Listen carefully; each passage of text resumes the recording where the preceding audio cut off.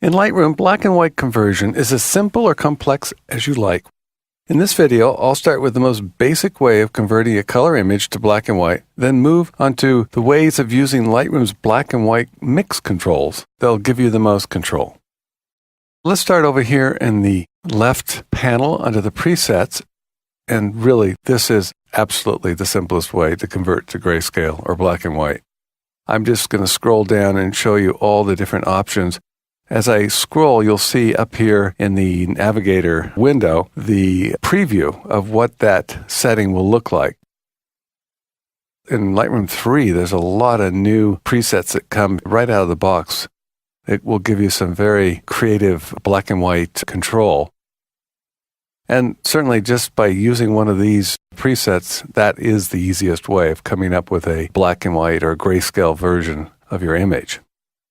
Another easy way is over here in the right panel, in the basic pane, where it says black and white. It used to say grayscale in previous versions of Lightroom. Now it's black and white. I'll just click on that and I've got a black and white image. Now I want to say something about the way it's converting to black and white. It really will look different depending on how your preferences are set. Let me show you what I mean. Under Lightroom's preferences, you'll have an option here to apply an auto mix when first converting to black and white.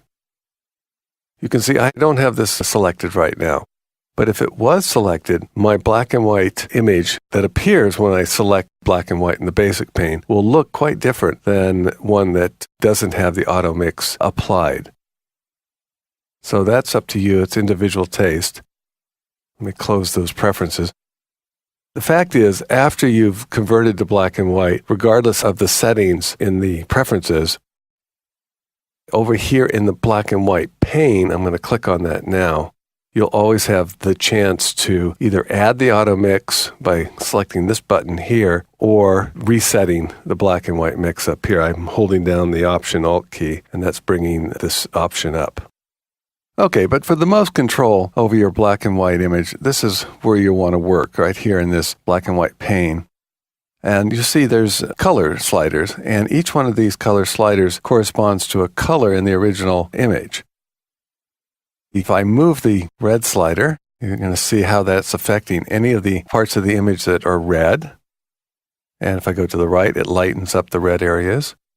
Move it to the left, it darkens it. And orange.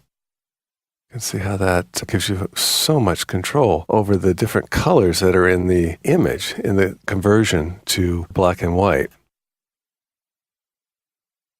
Now, you may notice already there's a problem with this method. I have forgotten what colors are in my original color image. And now let's say moving the aqua slider, I'm not getting much results. If I was in the compare mode, and I'm going to go to that by clicking on this icon here, I'll have my color reference. So I can work, let's say now I see there's a lot of yellow. So I can work with the yellow through my sliders here. I have a visual representation of the colors, and then I can just move my sliders accordingly. Okay, but I'm going to show you an even simpler way of getting more control over your colors. Let me go back to the loop view. I'm going to select the Target Adjustment tool right here by clicking on it. And now that that's selected, I can move my cursor over to the preview window and select any area of that image, click and drag, and you can see what's happening on the preview. And you can also see over on the right with the sliders. So I'm moving just the purple and the magenta at the same time with that area. I'm going to come up here. I don't know what color this is, but by clicking and dragging, I can see that this is the area that has red and some orange. So look at the control you have over your grayscale or your color image, turning it to black and white.